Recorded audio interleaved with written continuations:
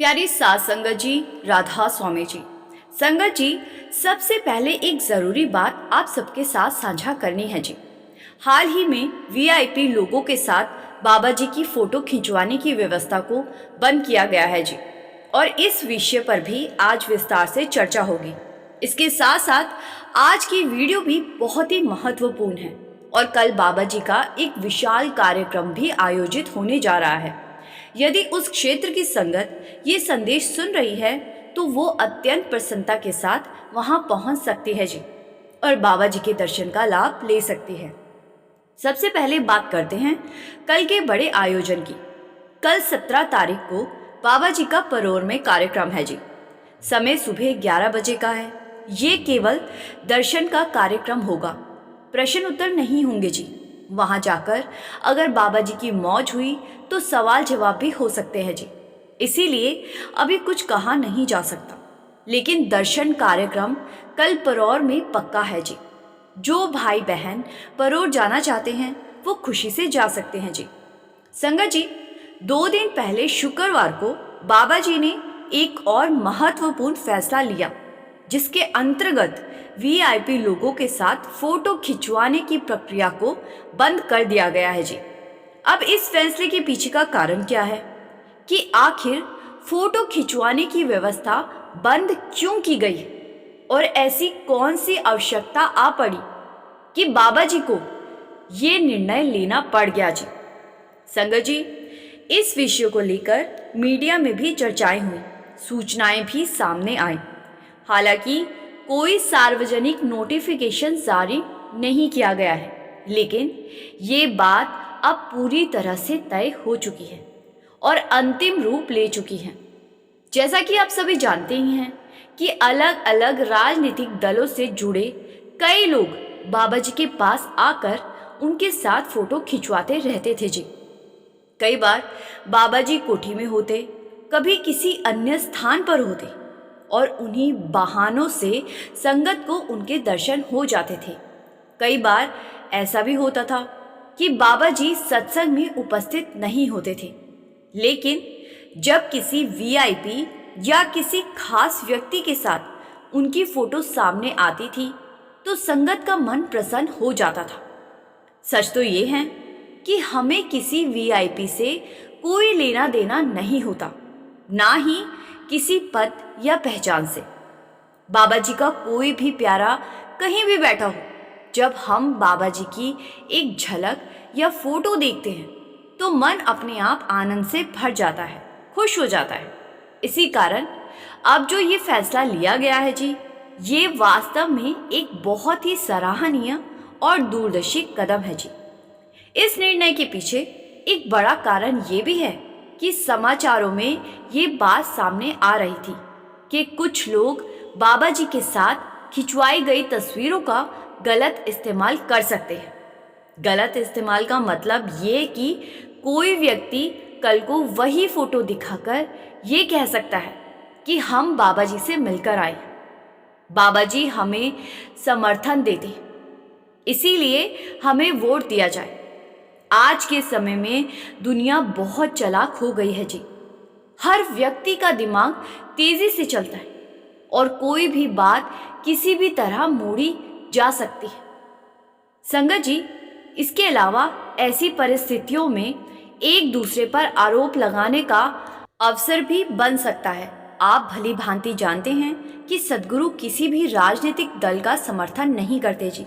हर बार यही घोषणा होती है कि हमारे लिए सभी प्रिय है।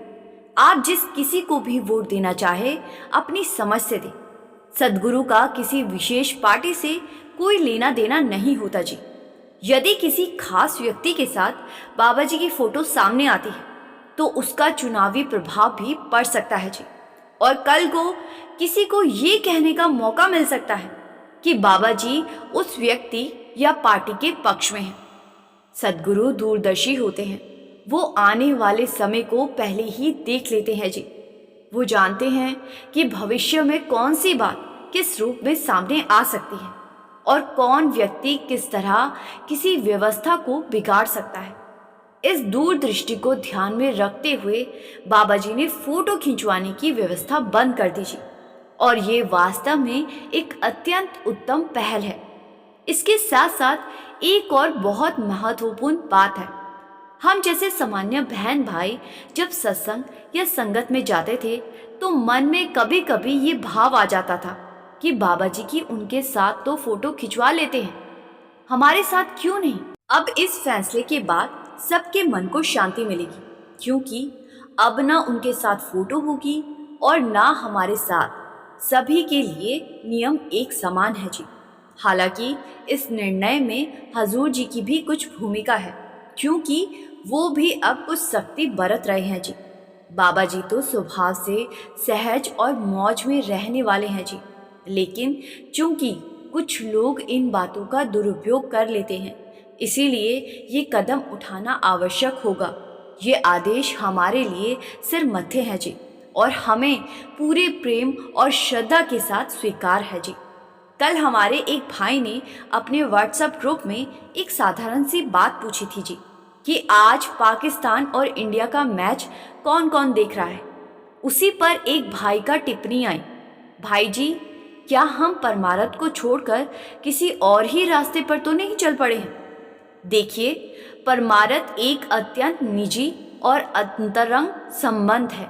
यह संबंध उस परम सत्ता के साथ जुड़ा हुआ है। संतों की वाणी हमें बार बार यही बात समझाती चली आ रही है कि मानो वे समझाते समझाते थक गए हो, फिर भी हम वही बात दोहराते रहते हैं। कल भी हजूर जी ने सत्संग में एक बहुत महत्वपूर्ण बात कही कि हमें जीवन में संतुलन बनाए रखना है। संतुलन रखते हुए ही हमें संसार के सभी कार्य करने हैं। हमें किसी भी बात में अति की ओर नहीं जाना चाहिए।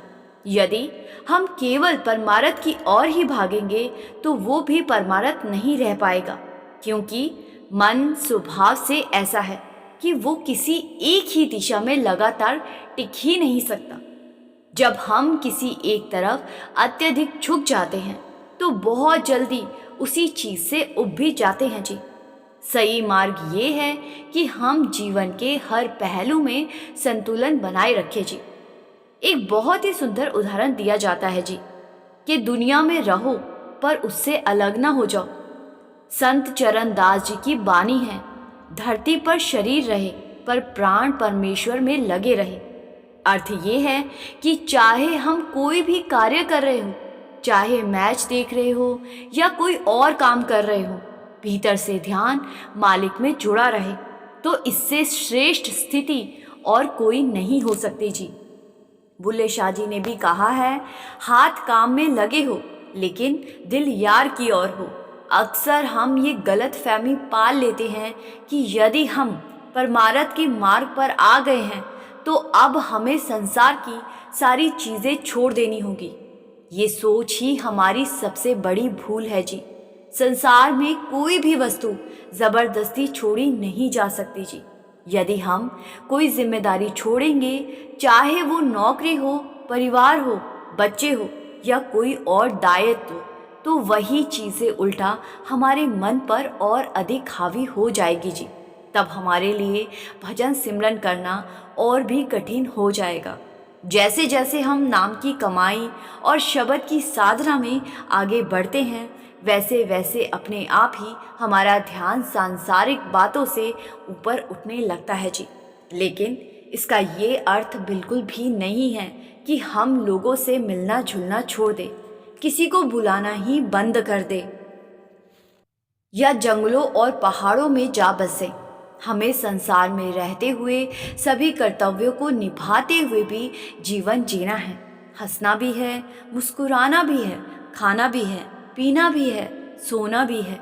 गुरुबानी में प्रथम पातशाही ने लिखा है, खाते हुए, पीते हुए, सोते हुए, हंसते हुए अंदर से मालिक से जुड़े रहो। पर अफसोस की बात यह है कि हम वाणियों को पढ़ते तो है पर उनके अर्थ को जीवन में उतारते नहीं हैं। हम बस ये मान लेते हैं कि यदि परमारथ में आ गए तो अब सब कुछ केवल परमारथ ही है। सच तो ये है कि परमारथ हमारी नींव है। परमारथ के सहारे ही हमें संसार में चलते हुए जीवन बिताना है जी, ताकि एक और हम अपने आने वाले कर्मों के बंधनों से बच सके जी। और दूसरी ओर मालिक की ओर बढ़ते हुए उसकी प्राप्ति कर सके जी। यदि हम ये सोच ले कि हम सारा दिन केवल सिमरन ही करते रहेंगे तो ये भी व्यवहारिक नहीं है जी।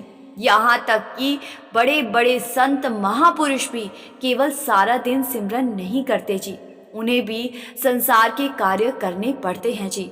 उन्हें भी सत्संग के लिए बाहर आना पड़ता है जी। वो भी यात्राएं करते हैं जी, विभिन्न स्थानों पर जाते हैं, लोगों से मिलते हैं और सब कुछ देखते हैं जी। संगत जी, अब 2 मिनट बात करते हैं बाबा जी की गद्दी की जगह कुर्सी पर बैठने की जी। संगत जी, एक भाई ने ये टिप्पणी की थी कि बाबा जी अब गद्दी पर नहीं बैठेंगे, तो इसका मतलब ये है कि बाबा जी अब सत्संग और सवाल जवाब भी नहीं करेंगे। इस पर भी स्पष्ट करना बहुत ही ज़रूरी था जी। इसीलिए ये बात ठीक है कि गद्दी की जगह अब बाबा जी कुर्सी पर बैठते हैं, लेकिन उस कुर्सी पर भी गद्दी बिछी होती है जी, ताकि बाबा जी आराम और सहजता के साथ बैठ सके जी। सत्संग करना या ना करना ये पूरी तरह बाबा जी का निजी निर्णय है जी। यदि बाबा जी सत्संग नहीं करते तो भी बाबा जी की मौज, और अगर करते हैं तो भी बाबा जी की ही मौज है जी। इस बारे में हम कुछ कह नहीं सकते जी। जैसा कि आपने देखा ही है कि 14 फरवरी के सवाल जवाब बाबा जी ने खुद ही किए, तो आने वाले समय में हो सकता है जी और जगह भी सवाल जवाब बाबा जी ही कर सकते हैं। संगत जी, इसी के साथ मैं आपसे विदा लेती हूँ जी। कमेंट में एक प्यार भरा राधा स्वामी ज़रूर लिखिए जी, और संगत के अपने इस चैनल रूहानी सफ़र को सब्सक्राइब कर इस चैनल का एक हिस्सा ज़रूर बनिए जी। गुरु प्यारी साथ संगत जी, राधा स्वामी।